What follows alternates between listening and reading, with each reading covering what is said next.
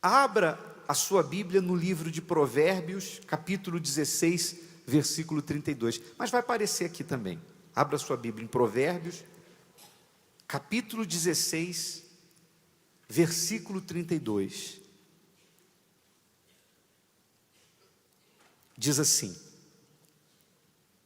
melhor é o que tarda em irar-se do que o poderoso, e o que controla o seu ânimo do que aquele que toma uma cidade. Na outra versão, revista e atualizada, fala que aquele que domina o seu espírito, aqui fala ânimo, é maior do que aquele que é herói de guerra e conquista uma cidade. Porque o maior inimigo do homem não é o diabo. O maior inimigo do homem é o próprio homem. É a natureza adâmica, é a natureza humana que todos nós temos. Não há homem que seja, ou mulher, não importa, não há pessoa que seja tão santa que não tenha instintos, que não tenha manifestações da sua carne, da sua natureza. Isso não existe. Enquanto nós estivermos neste vaso de barro, enquanto nesse mundo vivermos, a nossa carne, ela vai manifestar o instinto, a natureza dela. E vai nos encaminhar para irmos contra a disciplina do reino de Deus. Isso qualquer pessoa vai viver até o seu último dia de vida. Existem desejos que você vai ter que são lícitos. E existem desejos que você vai ter que são ilícitos. Mas qual é o segredo para que você resista o ímpeto da sua carne e não erre? Por exemplo, eu estou falando de desejos lícitos. É natural que de repente você diga assim: poxa, eu estou com a vontade de comer assim uma picanha grelhada, com um arroz bem soltinho e uma farofa com ovos. Tem gente que já até lambeu os beiços aí. Qual o problema? Se tiver bala na agulha, compra picanha. Quanto é que está o quilo da picanha? Não sei. Mas não tem nenhum problema, a menos que você seja também, aí já entra na obra da carne, a menos que você coma até passar mal. Aí a Bíblia diz que a pessoa, você caiu no pecado, a pessoa cai no pecado da glutonaria. E todo glutão vai ter problemas com a saúde, sim ou não? Se a pessoa não tiver domínio, ela vai chegar uma hora da idade que ela vai começar a fazer os exames e o médico vai dizer que está tudo desregulado ali. Mas, não havendo isso, não tem nenhum problema você comer a picanha, você dizer: eu estou com vontade de comer um bom bacalhau, sei lá, um bacalhau com azeite português, com uma feijoada, uma senhora feijoada, não tem nenhum problema. São desejos lícitos, são desejos da carne, porque isso não vai alimentar o seu espírito, mas são desejos da natureza humana, mas que não implicam em nada, porque são desejos lícitos. Mas a mesma carne, também, ela pode fazer você cobiçar uma mulher que não é a sua. Você cobiçar um homem que não é o seu. Você desejar uma vida sexual fora do casamento, que é ilícita. A mesma carne vai levar você a se irar e guardar mágoa contra alguém que lhe fez o mal. Você vai ser tentado a odiar. a não perdoar. Você vai ser tentado a fazer da mentira uma ferramenta para se safar de algum problema ou para alcançar algum objetivo. E nós poderíamos aqui listar uma série de outras coisas que vão se manifestar e que podem se manifestar, e qualquer pessoa está sujeita. Qualquer um de nós está sujeito a isso. Então, como fazer para não errar? Para não agir segundo a sua natureza? É aí que entra o Espírito Santo. Quando uma pessoa recebe o Espírito Santo, não significa dizer que essa pessoa não passe por tentações. Olha só o que diz a Bíblia aqui, no livro de Mateus, capítulo 26, versículo 41. Jesus orientou, Mateus 26, 41. Ele diz assim, vigiai e orai, para que não entreis em tentação. Na verdade, o espírito com E minúsculo, significa o espírito humano. O espírito está pronto, mas a carne é fraca. Ou seja, se você é uma pessoa que conhece a palavra de Deus, então aqui você tem consciência do que é certo e do que é errado, do que você deve e que não deve fazer. O espírito sabe, a consciência sabe, mas a carne, ela pende para aquilo que é errado, para aquilo que é indisciplina. Então, você tem que lutar, eu tenho que lutar, até o último dia de vida nós vamos ter que lutar contra a nossa natureza. Negar a nossa própria vontade para fazermos a vontade de Deus. E agora, falando de Abraão, por que Abraão foi considerado o pai da fé? Por que mesmo sem ter feito milagres, comparado a Moisés que abriu o mar, a Elias que fez fogo descer do céu, a Daniel que entrou na cova dos leões, a Sadraque, Mesaque e Abednego que entraram no fogo, mesmo não tendo na trajetória da sua história milagres assim, mas Abraão foi escolhido por Deus para ser o pai na fé de todos esses heróis, e nosso também, e de todos aqueles que são chamados através do Senhor Jesus. Abraão é o nosso exemplo, é a matriz do que Deus quer para o cristianismo. Abraão é o padrão. A Bíblia diz, olhai para Abraão. Mas por que ele foi considerado o pai da fé? Porque Abraão foi especialista em dizer não para si, para dizer sim para Deus.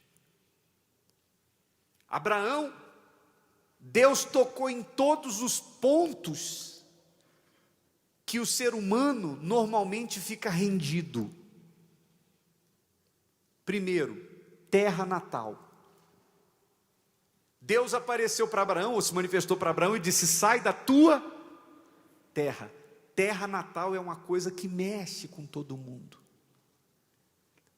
Há pessoas que estão vivendo hoje num lugar que é distante de onde nasceram, de onde foram criadas, e quando elas fazem algum tipo de comentário sobre o lugar que nasceram, elas falam com brilho nos olhos, minha terra. Eu tenho saudade da minha terra, ou eu queria visitar a minha terra, eu gostaria de voltar para a minha terra. Então, o ser humano tem essa tendência de se acostumar a um lugar e ficar ali.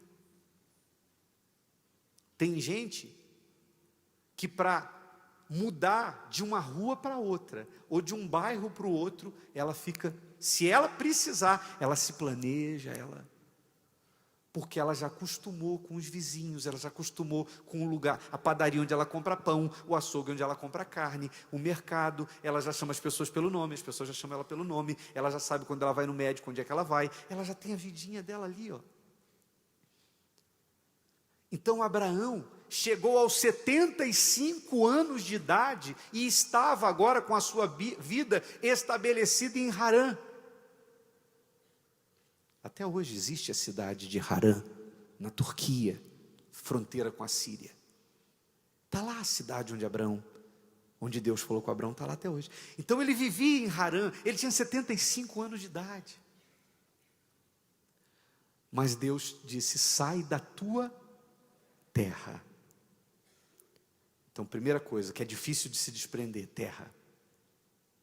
Segunda coisa, e da casa de teus pais. Ficar distante dos pais, distante dos parentes, não é para qualquer pessoa. Tem gente que não consegue, ela não suporta a dor da saudade. Sim ou não?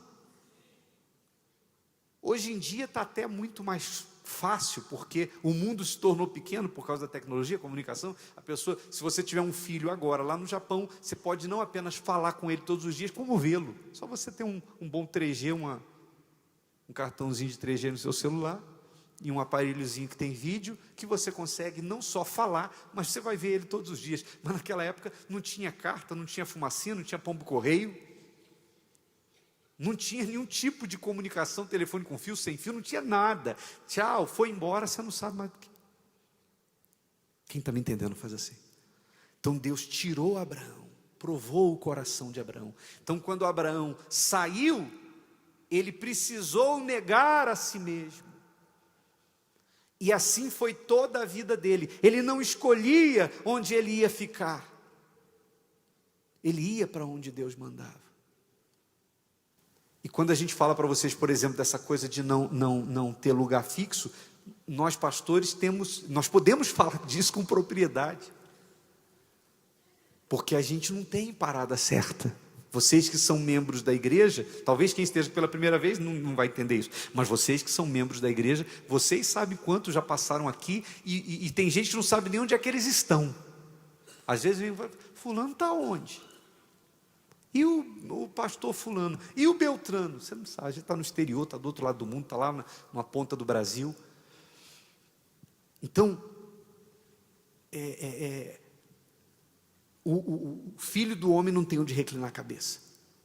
Então Abraão não tinha parada certa, ele ia onde Deus o mandava.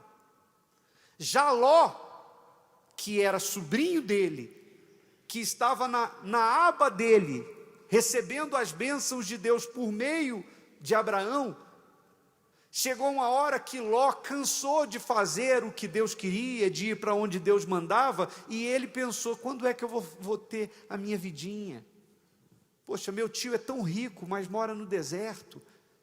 Eu queria ter casa, eu queria morar numa casa mesmo, eu queria ficar numa cidade, eu queria ficar num lugar. E aí, quando eles já estavam bem ricos, e os rebanhos tinham crescido muito, a terra tinha dificuldade de sustentá-los, então ele decidiu pela separação. E você vê o que é a natureza humana e a natureza espiritual. Na hora de escolher para o lado que ia, Abraão abriu mão disso. Abraão disse: olha, meu sobrinho, está aí, a terra está aí, toda diante dos nossos olhos. Se você disser que vai para a direita, eu vou para a esquerda. Se você disser que vai para a esquerda, eu vou para a direita. E aí Ló olhou e viu as campinas do Jordão, uma terra atrativa diante dos olhos. Os olhos a visão é um instinto, não é isso? E ele viu que lá tinha cidade, é para onde ficava Sodoma.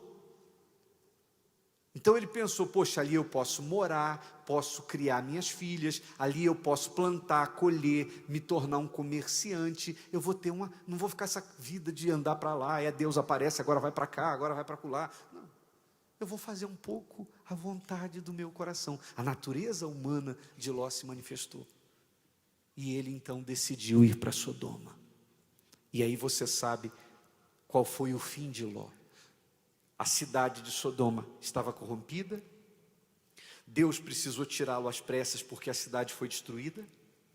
A sua esposa, apegada à cidade, ficou olhando para trás na hora de sair, se converteu numa estátua de sal. ele viveu os seus últimos dias dentro de uma caverna, e as duas filhas o embriagaram e se relacionaram com ele, e ele foi pai dos próprios netos ou avô dos próprios filhos, e da sua descendência, das duas filhas, nasceram os amonitas e moabitas, que vieram a ser inimigos de Israel, descendência de Abraão. Tudo por quê? Porque Ló não conseguia dizer não para o coração dele, como Abraão conseguiu. Então Abraão, que foi o precursor do Evangelho, é a pessoa que serve de matriz, de padrão para a nossa fé. Olhai para Abraão. Se você quiser o reino de Deus, se você quiser ser salvo, se você quiser uma parceria com Deus, então, resumindo tudo o que eu falei, a frase é: negue-se a si mesmo. Lute contra os seus instintos, lute contra os seus impulsos, para você dizer não para si e dizer sim para Deus. Claro, aí tem um segredo que eu quero encerrar falando disso. Você tem que se esforçar, mas isso se torna mais acessível, vamos dizer assim, não é automático, quando você recebe o Espírito Santo. Porque o Espírito Santo é a mente de Deus na sua mente, te norteando, te guiando, falando com você, mesmo quando você vai embora para casa, mesmo quando você não está com a Bíblia aberta, o Espírito Santo te guiará a toda a verdade. Por isso que receber o batismo com o Espírito Santo não pode ser uma opção, é uma questão de sobrevivência da sua fé, para que você consiga permanecer, como nós temos visto aí, casos de pastores, como alguns bispos que já passaram dos 80 anos de idade, obreiras. Eu lembro de um senhor obreiro lá de Belo Horizonte, que tinha quase 100 anos, 90 e poucos anos, todo dia ele varria a porta da catedral. Eu passava, às vezes, na porta, ele estava com a vassoura lá. Obreiro, 90 e poucos anos. Seu Luiz, se eu não me engano. E aí, seu Luiz? Ele apertava minha mão com a força. E aí, bispo? Está na fé? Eu estou na fé. Está lá. Quer dizer, quantos anos você ainda vai viver? Você vai precisar vencer essa sua natureza. Eu vou precisar vencer a minha natureza. Quem nos guiará? Pastor, bispo, você vai depender de homens? Só o Espírito Santo para te fazer permanecer. Então, ter o Espírito Santo é uma questão de sobrevivência. Se Deus falou com você através desta mensagem, compartilhe. Inscreva-se em nosso canal e não esqueça de ativar o sino para ser notificado das próximas postagens.